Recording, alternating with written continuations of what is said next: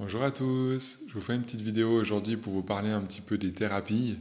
Pourquoi est-ce que c'est un petit peu la mode déjà depuis pas mal d'années, ce côté thérapeutique. On a l'impression des fois que tout le monde a envie de devenir thérapeute ou voilà, que c'est vraiment quelque chose qui prend beaucoup de place, qui prend de plus en plus d'espace. Pourquoi est-ce qu'en fait les thérapies sont en plein boom actuellement?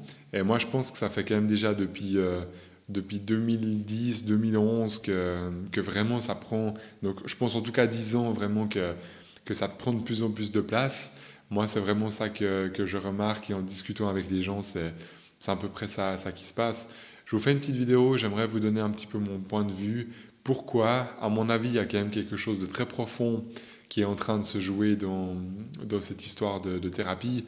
Et je vais vous donner simplement mon point de vue et ce qui se passe, à mon avis, au niveau de l'énergie dans ce phénomène.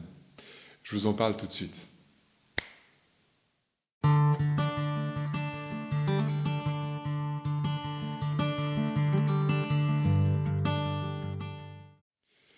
Alors moi, en tout cas, j'ai la sensation que les thérapies sont en plein boom depuis, comme je disais, environ 2010, 2011, quelque chose comme ça, où vraiment on a l'impression qu'il y a de plus en plus de thérapeutes, on a l'impression que c'est vraiment devenu une mode et que c'est quelque chose où tout le monde s'y intéresse.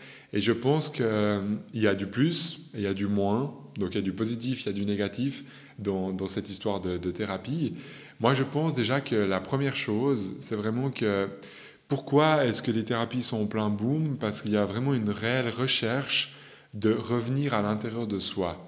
Et ça, pour moi, c'est quelque chose qui est vraiment ultra positif. S'il y a autant de thérapeutes aujourd'hui, c'est parce qu'il y a autant de demandes que ce qu'il y a de thérapeutes. Donc ça veut dire qu'il y a de plus en plus de personnes qui ont besoin d'une forme de thérapie pour pouvoir aller à l'intérieur d'elles. Donc ça, à mon avis, c'est très positif qu'il y ait la demande, c'est très positif qu'il y ait les possibilités de le faire de plein de manières de thérapie différentes. Donc pour moi, c'est vraiment quelque chose de bien, ce côté-là. Après, il faut faire attention avec le fait que le problème de la thérapie, ben, c'est un domaine, vous le savez, hein, où on n'est pas forcément toujours reconnu par les assurances maladie, par la société, par tout ce qui se passe au niveau de l'État, etc. Et c'est là où je pense qu'il faut faire gaffe. On doit trouver le juste milieu. On ne peut pas s'autoproclamer thérapeute parce qu'on a envie de notre tête d'aider les gens. Ça, pour moi, c'est un danger. C'est vraiment un problème. Il y a des gens qui font par exemple un week-end de thérapie et tout d'un coup ils se proclament, je sais pas moi, médium ou je sais pas quoi. Ça, il faut faire attention avec ça. Pour moi, la thérapie, j'ai déjà fait des vidéos sur le sujet, c'est vraiment quelque chose qui vient du ventre, c'est vraiment quelque chose qui vient des tripes, c'est quelque chose qui doit faire partie de votre histoire. C'est pas quelque chose qu'on décide dans la tête. C'est pas comme d'aller faire vos commissions. C'est vraiment quelque chose qui doit être plus profond que ça. Donc ça, je pense que c'est un des plus gros dangers, je dirais, par rapport à ce côté thérapeutique, c'est que souvent on a l'impression qu'un thérapeute, c'est quelqu'un qui est mieux que quelqu'un d'autre. Et ça, c'est pas vrai. Mais beaucoup de personnes voient comme ça. Donc du coup, ils se disent, bah, si lui, il est thérapeute, ça veut dire qu'il est bien dans sa vie. Et moi, je vous assure, je vois des thérapeutes qui sont vraiment pas bien du tout dans leur vie. Je vois des thérapeutes qui sont super bien et d'autres pour qui c'est vraiment une catastrophe. Donc être thérapeute, ça veut en aucun cas dire qu'on est bien dans notre vie de tous les jours.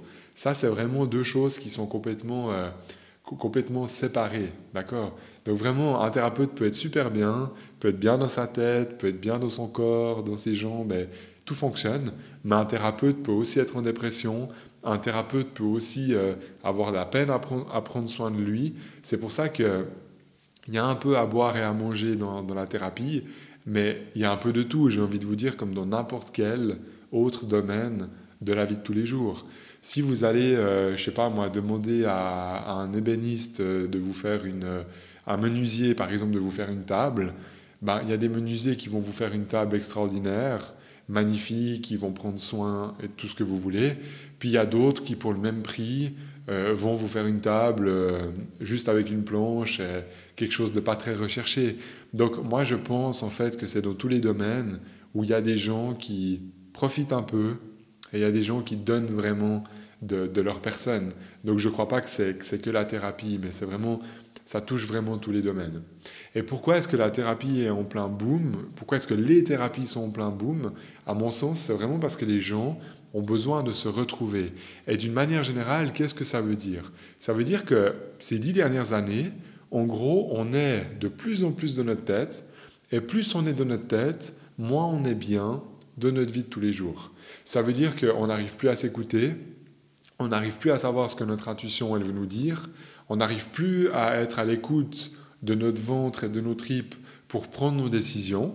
On est seulement dans notre tête à réfléchir argent, à réfléchir qu'est-ce qui est bien pour ma retraite, qu'est-ce qui est bien maintenant pour mes enfants, qu'est-ce qui est bien maintenant si je déménage. Puis en fait, on est tout le temps dans la réflexion cérébrale. Et pourquoi est-ce qu'il y a de plus en plus de thérapies et de thérapeutes?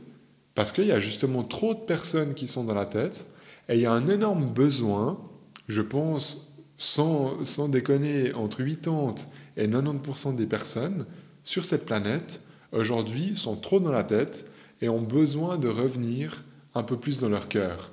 Et c'est pour ça, en fait, que les thérapies sont en plein boom. Parce qu'il y a une énorme demande de revenir dans son cœur.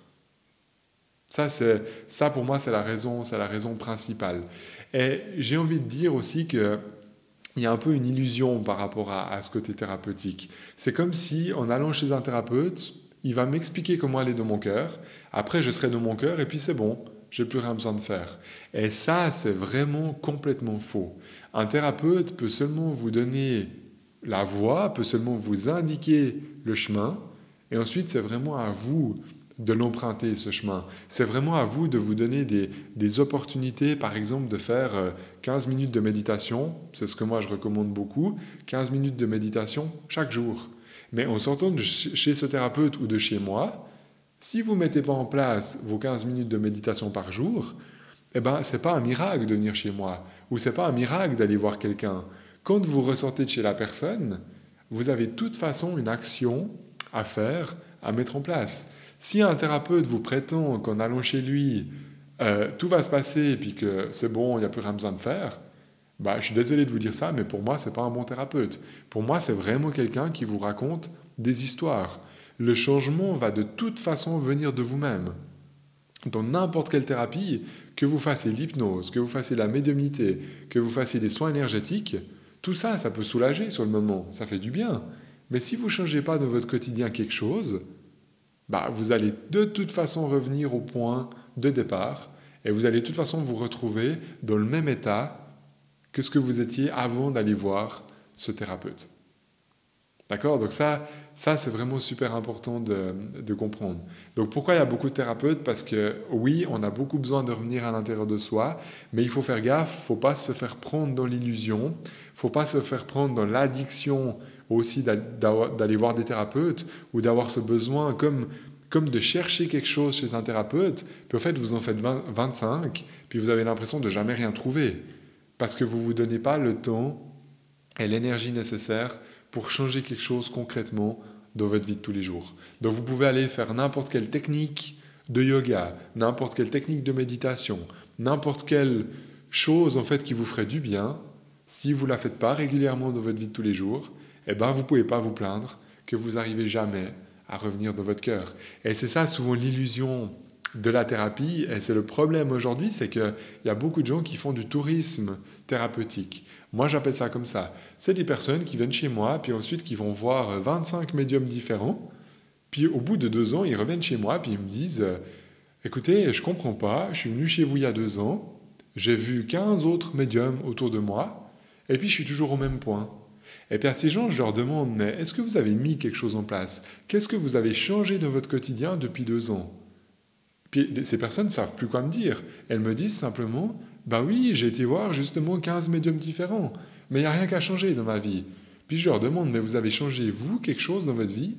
Puis elles me disent « Non. » Donc vous comprenez que, en fait, c'est très logique ce que je vous dis. Mais des fois, quand on est pris dans ce processus, en fait, on ne se rend plus compte. Donc faites vraiment attention, allez pas faire du tourisme thérapeutique. Moi, je suis thérapeute, donc je fais des séances de médiumnité. Donc je vous dis pas ça, je vous dis pas d'aller voir des thérapeutes, d'arrêter d'aller les voir, mais allez les voir seulement comme ça, de temps en temps, Peut-être ça peut être 2, 3, 4 dans l'année, je pense que c'est bien assez.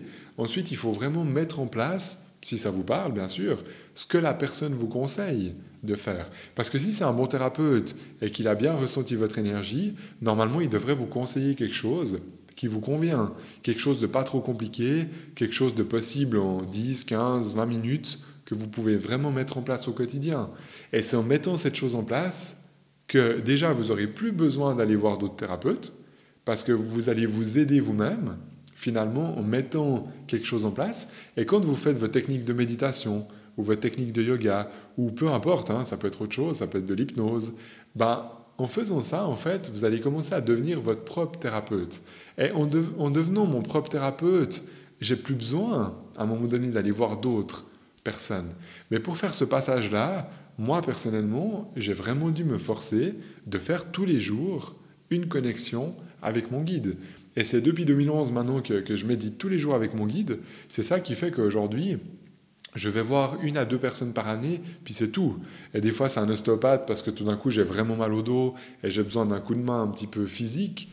Mais d'aller voir des médiums, sincèrement, je ne me rappelle pas la dernière fois que c'était. En tout cas, ça fait plus d'1 année que je n'ai pas été, pour moi-même, voir un autre médium. Pourquoi ? Parce qu'en fait, je ne ressens pas le besoin. Je me sens assez connecté avec mon guide. Du coup, mon guide, il me donne mes propres intuitions. J'ai mes intuitions et j'avance dans ma vie avec mes propres intuitions. Donc je pense que c'est vraiment une bonne chose que les thérapies soient en plein boom, mais à une condition, c'est de ne pas croire qu'en allant faire une thérapie, ça va tout résoudre. Le point central vient toujours de vous-même, vraiment. Donc un thérapeute peut juste vous donner un mode d'emploi, il peut juste vous expliquer quelque part comment il a fait, lui, pour aller mieux dans sa vie de tous les jours. Et c'est ce que moi je fais beaucoup. Je reprends mon vécu, je reprends mon expérience. Et en partageant mon expérience, les gens se reconnaissent dans ce que j'ai vécu. Donc ensuite, je peux simplement vous dire, mais comment j'ai fait pour me sortir d'une dépression, comment j'ai fait, il y a quelques années en arrière, j'étais vraiment dans des addictions, vraiment j'avais une vie qui était très très lourde, et j'ai vraiment cru que c'était la fin, à un moment donné. Comment j'ai fait en fait pour me sortir de tout ça ?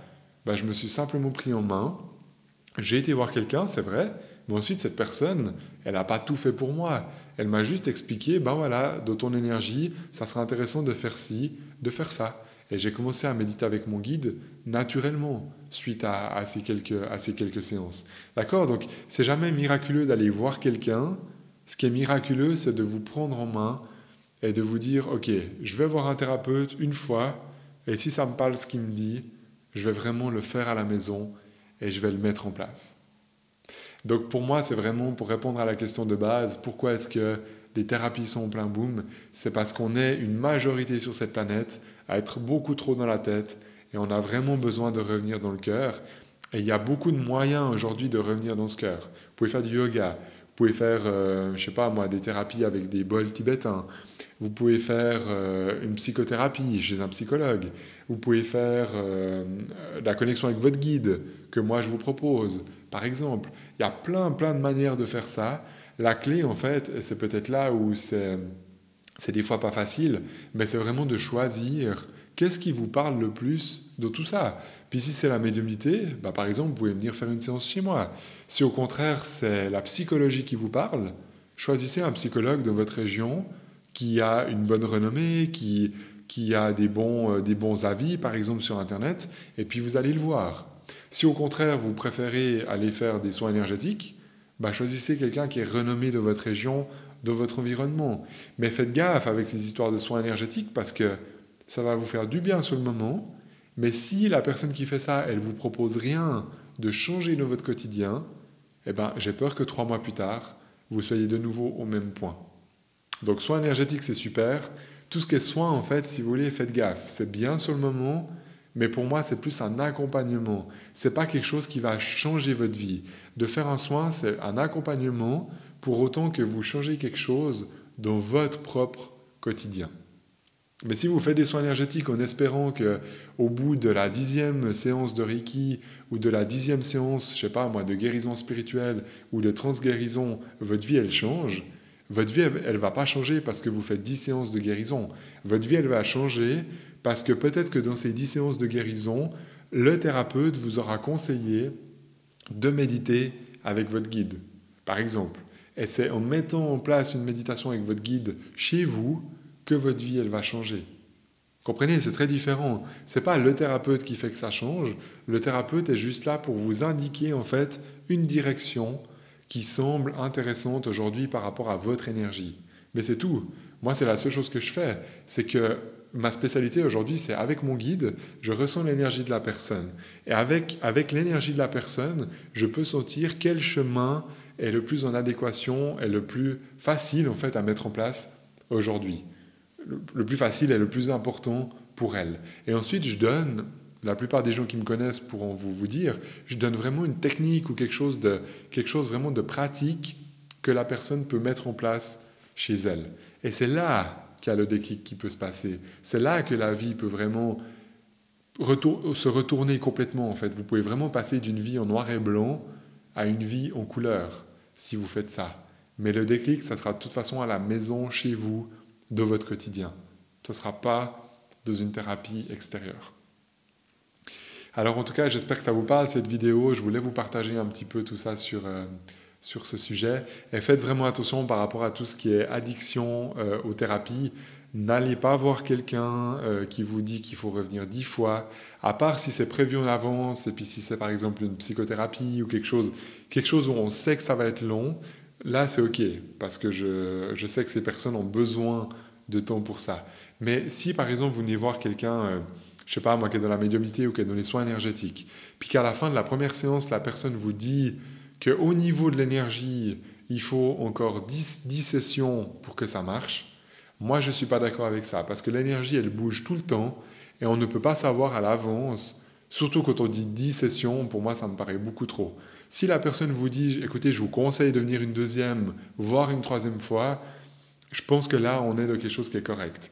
Mais si on dépasse les 4, 5, 6 séances, et puis que la personne vous demande de venir, moi, je pense qu'il y a un problème. Je pense que c'est en train de créer une addiction entre vous et le thérapeute. Et à ce moment-là, vraiment couper. Soit vous arrêtez avec cette personne, soit vous allez voir quelqu'un d'autre. Mais faites gaffe de ne pas vous faire prendre dans une sorte d'addiction thérapeutique, parce que ça va finir par vous faire plus de mal que de bien. Vous allez croire que la personne va vous sauver. Et comme je vous expliquais dans toute cette vidéo, le thérapeute ne va jamais vous sauver. Vous allez vous sauver vous-même, en fait. Vous allez réussir à un moment donné, avec un déclic intérieur, à vous sauver personnellement. Le thérapeute vous aura juste donné des clés, des astuces ou des pratiques à faire chez vous. Dites-moi dans les commentaires si ça résonne. Mettez-moi un petit pouce si vous aimez cette vidéo. Moi, je vous dis à tout bientôt pour une prochaine vidéo.